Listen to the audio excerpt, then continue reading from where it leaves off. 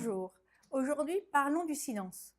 Le silence, c'est un moment essentiel dans la prise de parole.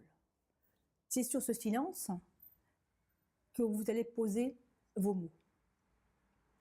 Le silence peut être multiple. Il peut être vide, il peut être plein, il peut être pensif, il peut être émouvant et aussi il peut faire peur. Rappelez-vous, dans ces fameux dîners de famille où d'un seul coup, tout le monde se tait et on dit vite, pour combler je ne sais quel malheur, un ange passe. D'ailleurs, on ne dit jamais un démon passe. Quelles sont nos pensées quand cet ange est censé passer?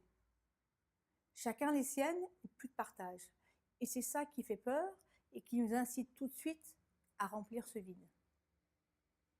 Dans mon ancien métier de producteur audiovisuel, on avait très peur du silence. D'ailleurs, on disait tout de suite, pas de blanc à l'antenne. Et dans les radios, il y a même un automatisme. Dès qu'il y a une silence de 2 secondes, une musique part, un jingle part, comme si ce vide posait un problème et comme si ce vide allait inciter les auditeurs à changer de radio ou à changer de chaîne. Dans la prise de parole au quotidien, comment vous servez-vous de vos silences?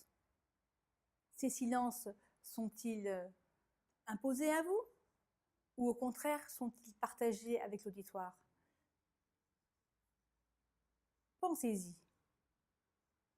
Un silence plein, c'est un silence de communion, un silence d'émotion, un silence de résonance. Qu'est-ce que mes mots et comment mes mots résonnent en vous?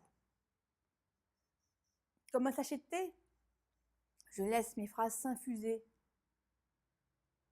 Le silence, en tant que silence, est plus long qu'une respiration. C'est une respiration partagée. Alors qu'un silence vide, c'est un silence où je me recule, je suis seule avec moi, je m'éloigne de vous. Je suis en moi avec mes peurs, mes réflexions. Qu'est-ce que j'ai dit? Qu'est-ce que je n'ai pas dit? Est-ce que je parle trop vite? Pas trop vite? Est-ce que j'ai le ton, l'émotion? Je ne sais quoi. Tout un ensemble de petites histoires que le cerveau me raconte et qui n'ont rien à voir avec vous. Et effectivement, à ce moment-là, le silence devient vide, angoissant et stressant pour chacune des 2 parties, moi et la personne qui m'écoute. Je vous propose aujourd'hui de réfléchir à vos silences, à leur portée, à ce que vous en faites, comment vous les comblez, comment vous les appréciez, et que, évidemment, comme d'habitude, nous partageons nos émotions, nos ressentis et nos bonnes pratiques ensemble. À très vite pour une nouvelle capsule.